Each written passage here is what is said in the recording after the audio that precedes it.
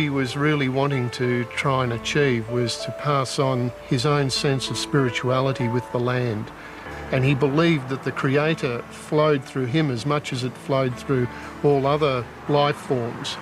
And through this, he believed that he was able to give expression to that in the works in such a way that people who saw the works would actually pick up on that sentiment and understand through the works the significance of our connection to the earth and how if we nurture the earth, then we nurture ourselves. Well, I've had a fantastic day, but unfortunately, I have to head home now. I'm going to take a bus to Croydon Station, then it's an hour's train ride back to the warmth of my youth hostel.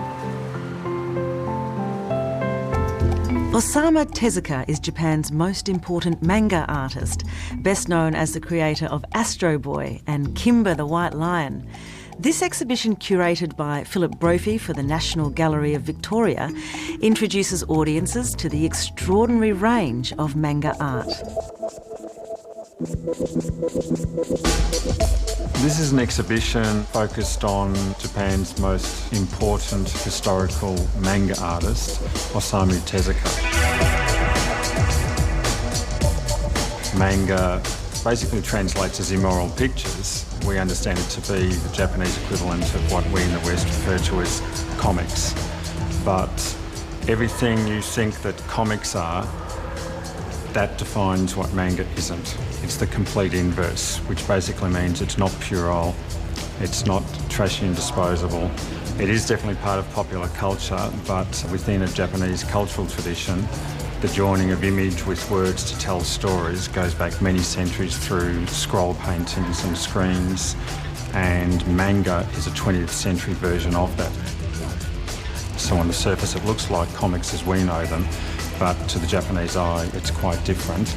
And Osamu Tezuka is the key person responsible for creating a whole series of innovative approaches to that particular art form, and this exhibition looks at his work. Osamu Tezuka was in his late teens during the war, was then in his early 20s in the immediate post-war period. Tezuka completed his licence to be a practising doctor in that period, but at the same time he had also, by the beginning of the 50s, become a very famous manga artist.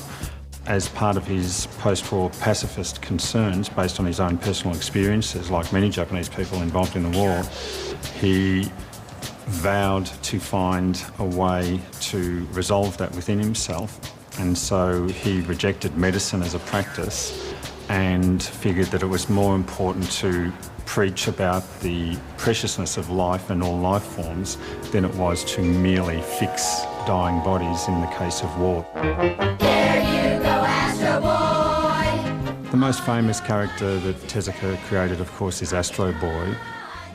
The original manga comes from 1950, and Tezuka created Astro Boy to shape a figure that represented Tezuka's pacifist ideals. And the premise of Astro Boy is, in fact, that he's quite an ambassadorial figure. He's there to resolve conflict between sides, and he relates to a very unique Japanese post-war sensibility, which is one that has no problem whatsoever embracing technology and machines and robots because they are not human. And from the post-war Japanese cultural perspective, humans were bound to err.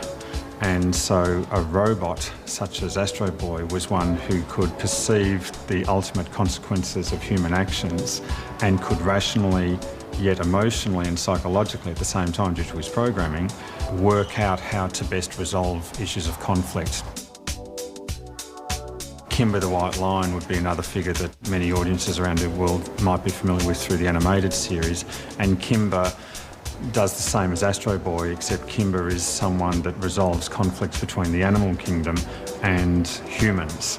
So a lot of Tezuka's characters have that same kind of sensibility. They're resolving conflicts, but also they come from one particular side but can very clearly see the other side.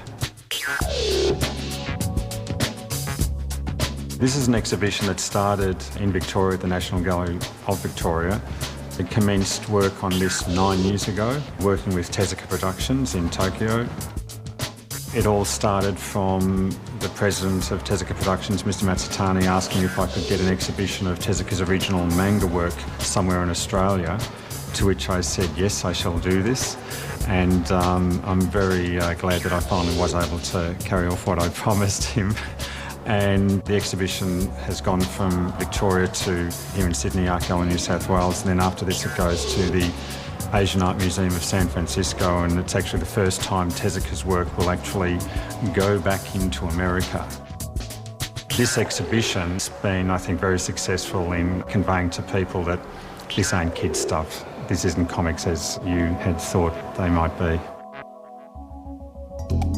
Coming up after the break, a man who started his career taking photos of various sides of Sydney life and is renowned not only as a photographer but as a storyteller. William Yang is our most widely touring performing artist. Tonight, we want you to be more